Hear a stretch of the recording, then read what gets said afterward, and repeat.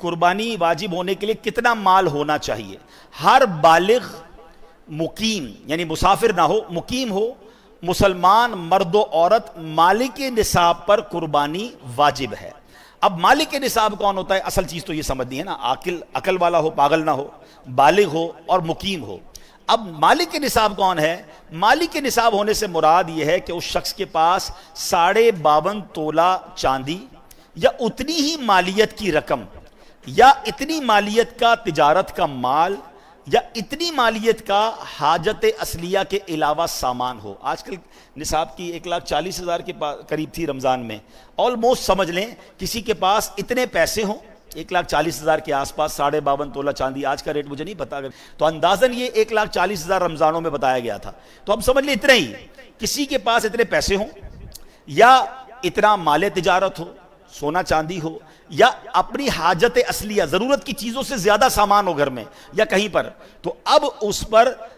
اور جو اگر اس پر جو قرضہ ہو وہ مائنس کرنے کے بعد، تو پھر اس پر یہ نصاب باقی رہے گا، تو یہ جناب قربانی اس پر واجب ہو جائے گی۔ قربانی کے دنوں میں اگر یہ اتنے پیسے ہیں تو اس کو قربانی کرنی ہوگی۔ اب اس میں ایک اور غلطی لوگ کیا کرتے ہیں، پورے گھر کی طرف سے ایک قربانی کر دیتے ہیں، ایک بکرا لے آئے، نہیں، ہاں اگر آپ مالک نصاب ہیں، آپ پر ہی قربانی واجب ہے تو پھر ٹھیک ہے، آپ ایک بکرا کر لیں یا قربانی بڑے جانور میں ایک حصہ کر لیں، لیکن اگر آپ پورے گھر والوں کی قربانی کرنا چاہتے ہیں تو پھر سب کا حصہ الگ الگ ہونا چاہیے۔ ایسا نہیں ہو سکتا کہ ایک بکرے میں 4 لوگ حصہ ملا لیں تو کسی کی بھی قربانی نہیں ہوگی، یاد رکھیے گا، ٹھیک ہے؟ بڑے جانور میں 7 حصے ہوتے ہیں، بلکہ یہاں تو میں مشورہ دوں گا جن کو اللہ نے نوازا ہے وہ اپنے گھر والوں کی، اپنے بچوں کی بھی قربانی کریں۔ نابالغ بچوں کی قربانی واجب نہیں ہے، مگر اللہ نے دیا ہے تو کرنی چاہیے ہیں۔ ہاں بالغ افراد کی قربانی کریں گے، آپ اپنی زوجہ کی کر رہے ہیں، اپنے بالغ بچوں کی کر رہے ہیں، بھائی بہنوں کی کر رہے ہیں، والدین کی کر رہے ہیں، تو ان سے اجازت لینی ضروری ہوگی